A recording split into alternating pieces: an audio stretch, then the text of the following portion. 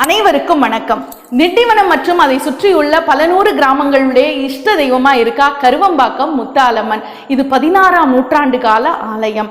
இதுக்கு முன்னாடி அந்த ஊர் எல்லையில ஏகாம்பரேஸ்வரர் கோயில் இருந்தது.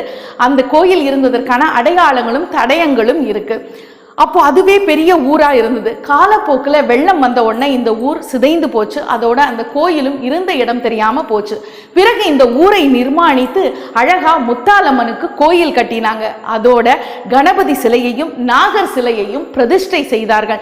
இந்த ஊர்ல எந்த விஷயம் பண்றதா இருந்தாலும் அம்மனுக்கு ரொம்ப அழகா அலங்காரம் பண்ணி நாகத்தின் மேலே எலுமிச்சம்பழம் வச்சு உத்தரவு கேட்பாங்க.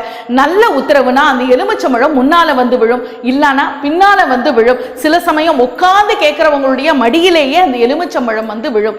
100 வருஷத்துக்கு முன்னாடி இவளையே மகா சக்தியாக எல்லாரும் உபாசனம் செய்தார்கள். அவ்வளவு சக்தி வாய்ந்த கோயில் கருவம்பாக்கம் முத்தாலம்மன் கோயில்.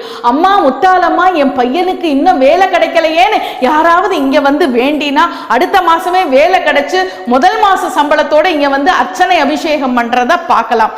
இவ்வளவு சக்தி வாய்ந்த முத்தாலம்மன் கோயில் திண்டிவனம் மந்தவாசி சாலையில கோவிந்தாபுரத்துல இருந்து 2 கிலோமீட்டர் தொலைவில் தான் கருவம்பாக்கம் முத்தாலம்மன் கோயில் இருக்கு. மறக்காம இந்த கோயிலுக்கு வாங்க, அம்பாளினுடைய பேரருளை பெறுங்கள். நன்றி, வணக்கம்.